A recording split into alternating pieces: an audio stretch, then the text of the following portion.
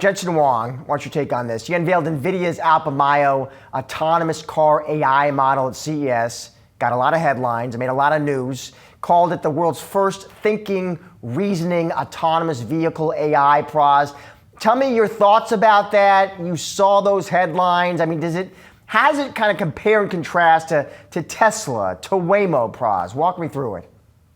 So with regards to Alpamayo, it's, you mentioned it's the reasoning mix added to their self-driving platform. So, you traditionally have these, there can be some systems that are pretty rudimentary. They're rules-based, they kind of simple, but they can't handle complex things. Now, Nvidia is adding this Alpamayo reasoning to the mix. Basically what it means is that, you have sensors bringing in input, you have training from the real world, video simulation, things like that the system learns. But now it can also sort of reason to solve a particular problem. Like, for instance, what to do if a traffic signal's out. Right. What now, if you add Alpamayo, what it'll do is it'll reason. It'll show text showing you that reasoning, like an LLM would. Right. I see that this light is out. I should probably stop here, then move, proceed cautiously. So you see that stuff is pretty cool to kind of have the ability to see the reasoning of the system. Now, Tesla's a little bit different. They have an end-to-end neural network.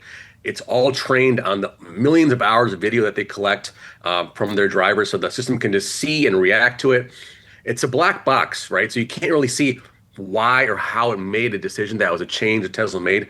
Now, Elon Musk said in response to seeing what Nvidia did that they do also have reasoning, but we can't really check that because we don't have the ability to check in a closed system, right? So we don't really sure what's going on there. But two different ways to sort of skin the cat here for self-driving, right? Do you want to have a more less complex, a quicker and less computational taxing system that potentially Tesla has in place, or do you want a more reasoning foundation-based model that can solve those edge cases potentially, but it could also take a lot of computational power, cost a lot more money, need a lot more sensors, et cetera. I think you know where this is going, right?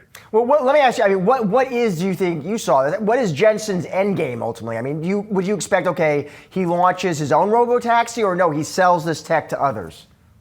I don't think so. I mean, I think a big part of this is what people are excited about is that it's open source, right? All the models, all the information, it's all on GitHub. You can see it. You can actually tinker with it. You and I can actually tinker with it right now if we wanted to, right? But that's still, it still needs to be deployed in the real world. And I think that's why he wants to have partners like Mercedes, which is the first car that's going to get the full Alpamayo stack in it, right? You have GM, you have Hyundai that are going to use Nvidia's chips, right? So they'd rather build the chips and the modules, make money off that, have your companies like Mercedes, GM, and Hyundai implement it. And you mentioned robotaxis. Even Uber and Lucid are partners with Nvidia, and they're going to be doing a 20,000 unit robotaxi business that's going to be powered by Nvidia chips. So I think if you're Jensen, you'd like the ability to just keep cranking out the chips and the modules and not get into the business of running a robotaxi company, for instance. All right, Pras, appreciate it. Thank you, buddy. Thank you. Today, we're announcing Alpamayo, the world's first thinking, reasoning, autonomous vehicle AI. Alpamayo is trained end-to-end, literally from camera in to actuation out. The camera in, lots and lots of miles that are driven by itself, where we human drive it, driven using human demonstration. And we have lots and lots of miles that are generated by Cosmos. In addition to that, hundreds of thousands of examples are labeled very, very carefully so that we could teach the car how to drive. Alpamayo does something that's really special. Not only does it take sensor input and activates steering wheel, brakes and acceleration, it also reasons about what action it is about to take.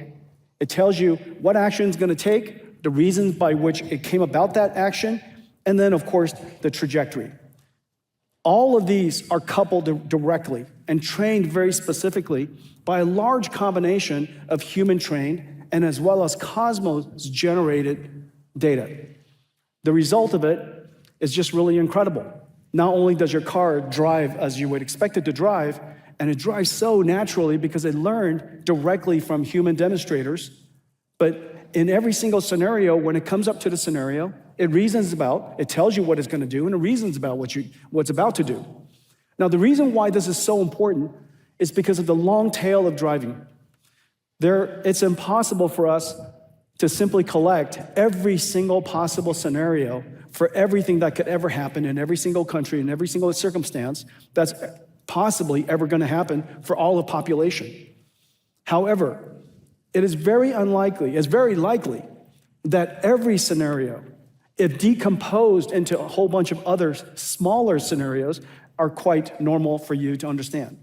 And so these long tails will be decomposed into quite normal circumstances that the car knows how to deal with. It just needs to reason about it.